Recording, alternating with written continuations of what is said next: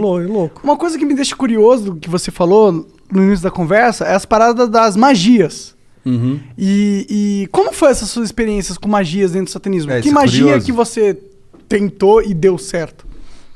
Tem...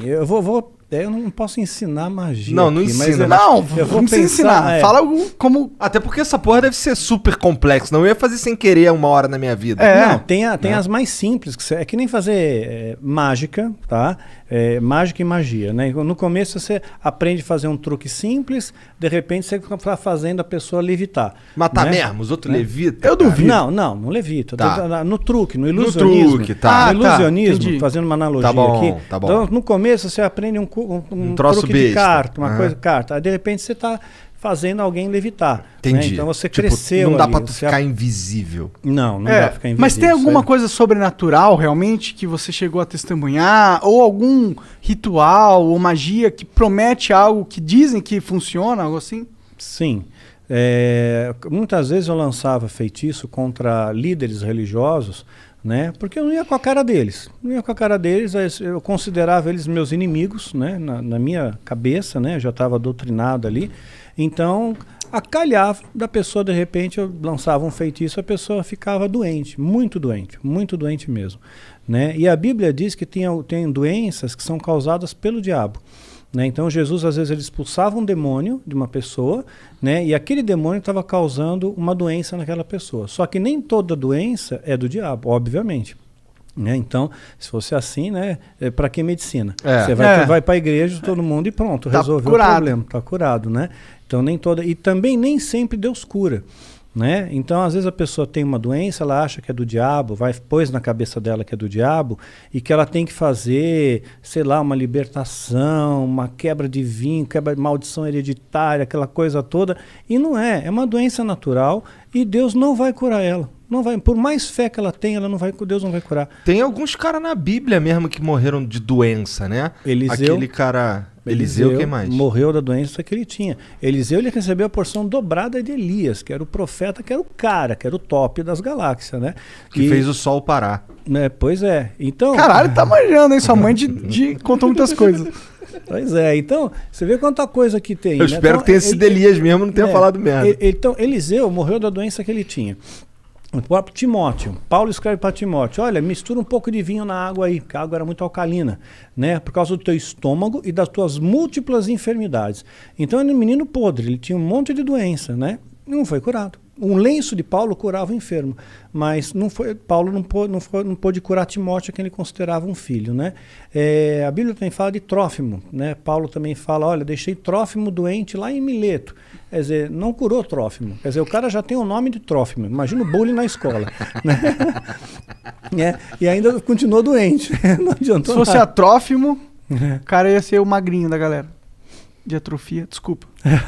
Tentei. Só vamos lá, Daniel. Só continua aí falando. Desculpa aí, Mas é. foi mal, cancela o Monark.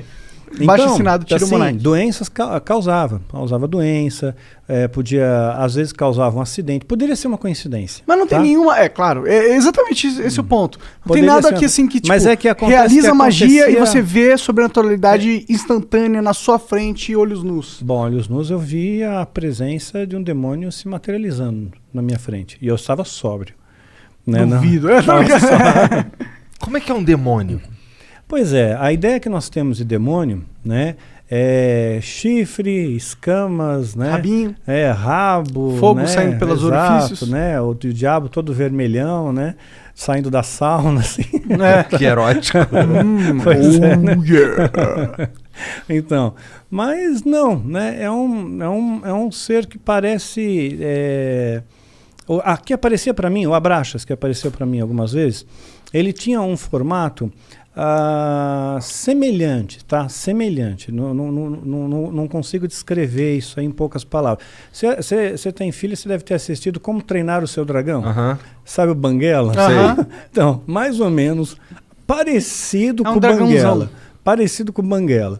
Mas tinha um olhar assim, né? O olhar que pegava era um olhar muito profundo, era como se não tivesse olhos, era como se fosse um buraco. Né?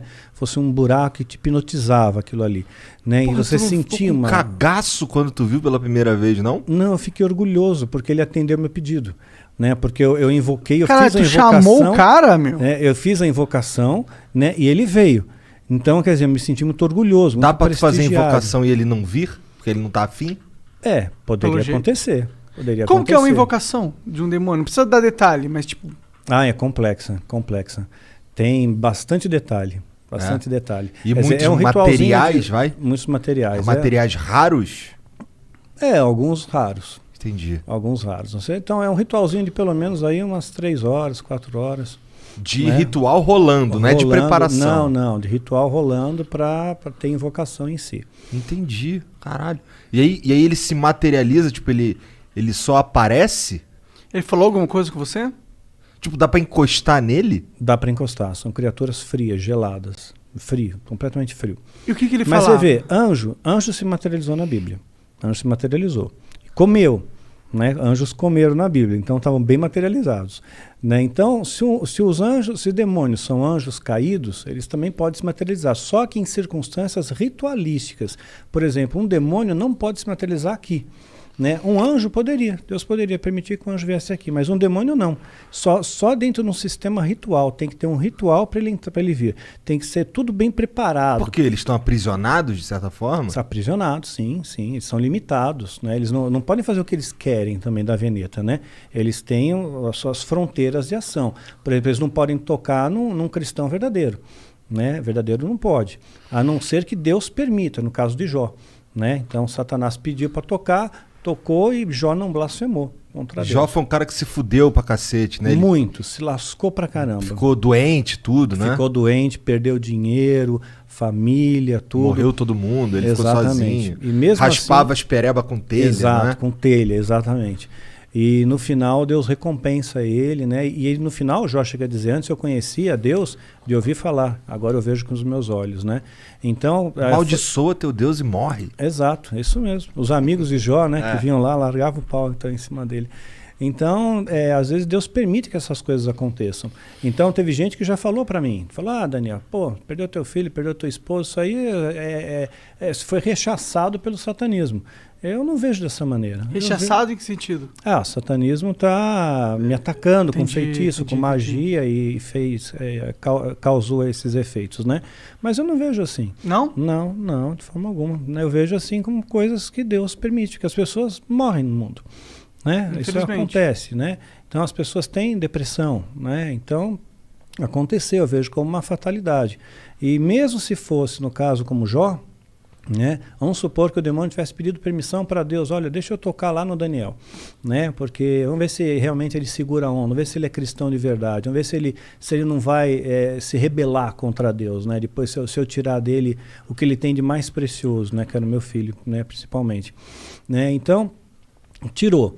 Aí eu nunca me rebelei, nunca questionei a Deus, nunca briguei com Deus, né? Eu sempre costumo fazer a oração que Jesus nos ensinou como modelo do Pai Nosso, né?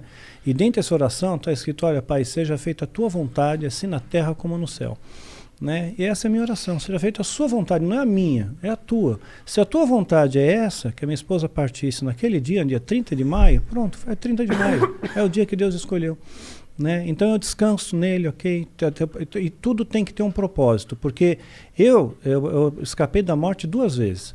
Né? Então por 2 vezes escapei da morte. Então, olha, eu diria que 3, se contar da vez que reagiu a arma lá do cara. Se contar nessa 3, porque ali 2 vezes, né? Então, assim que eu vi a morte de perto, né? Você sente o cheiro da morte de perto, né? E então, quer dizer, se eu não fui, é porque tem algum propósito aqui ainda, tem alguma coisa ainda para fazer aqui. E quando terminar esse propósito, aí Deus me leva. Era alguma coisa ligada a esse assunto de satanismo e tal, que tu quase morreu, ou não tinha nada a ver? Não. Teve uma das ocasiões, por exemplo, foi no ano passado, né?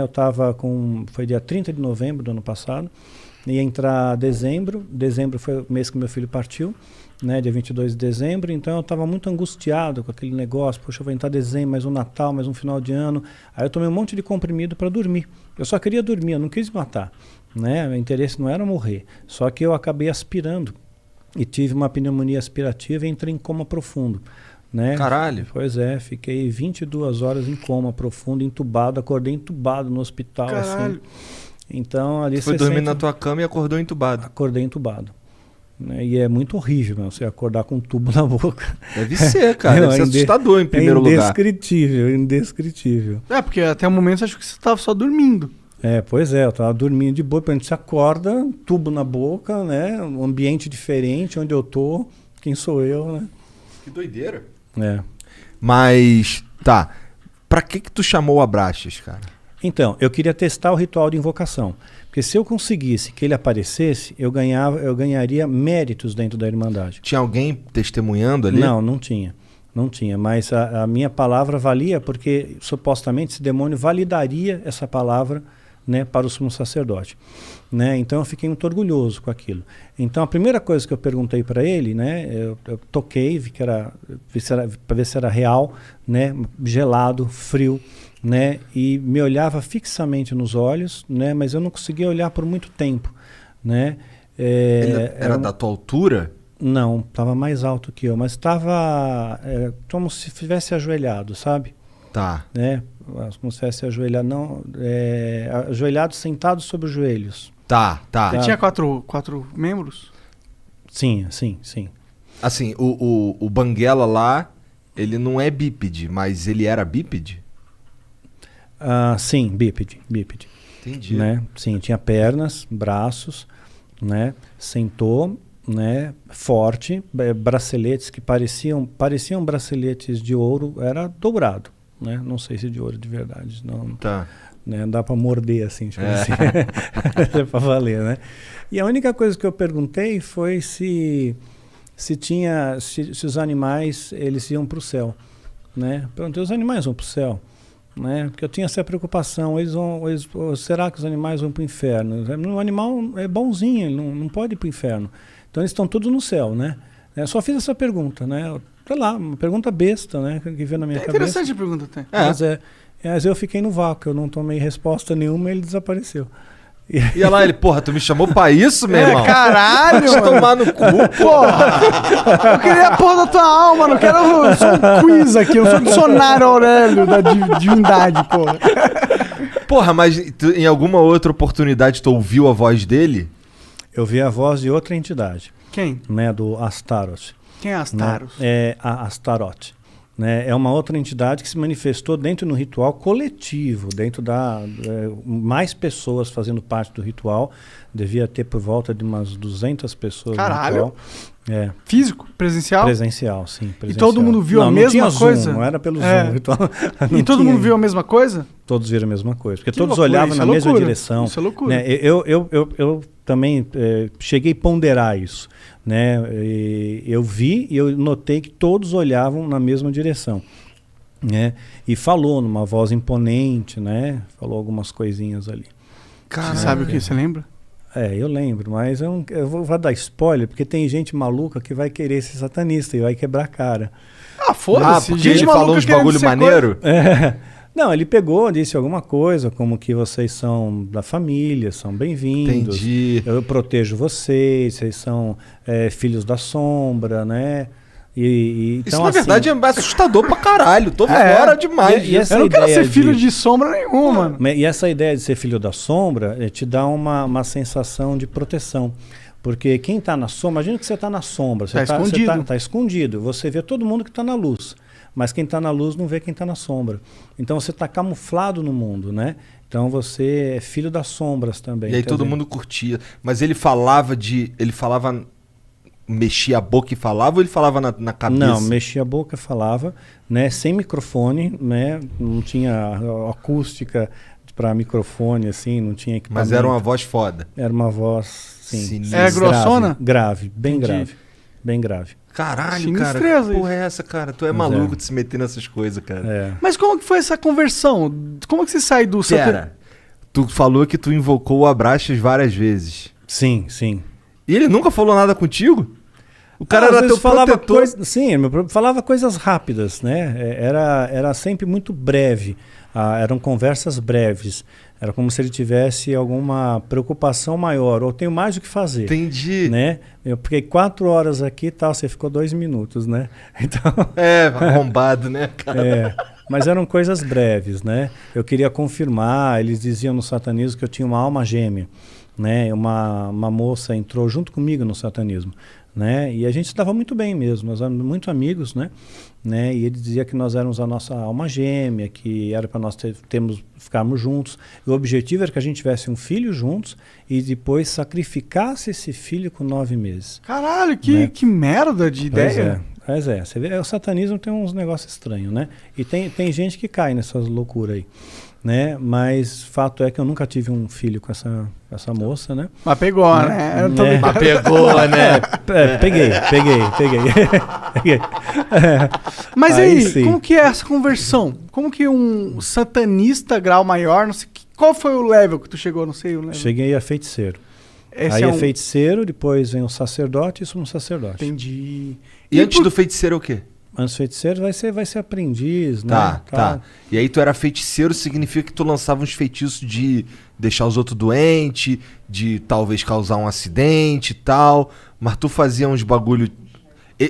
Esse era o escopo de feitiço que tinha? Não tinha escopo pra... Não tinha um feitiço pra saúde?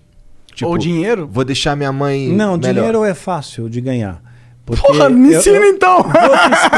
Vou te explicar o segredo, mas isso é coisa do satanismo, tá? Uhum. Então o que aconteceu? Assim que eu entrei no ritual de iniciação, né, e passei a fazer parte daquela família, a família me acolheu. Então tinha uma empresa, né, onde o presidente dessa empresa era satanista, fazia parte do grupo lá do satanismo. Ele me chamou para trabalhar na empresa e me colocou num cargo, inicialmente, de supervisor de operações financeiras. Depois eu passei para gerente de operações financeiras. Só que eu não entendia nada, eu não sabia fazer nada. Outras pessoas faziam por mim, eu só assinava. Entendi. Né? E eu ganhava dinheiro e tinha um emprego. Né? Tinha um emprego, tinha um prestígio na sociedade e tal. Então você entra para essas empresas que já existem, né?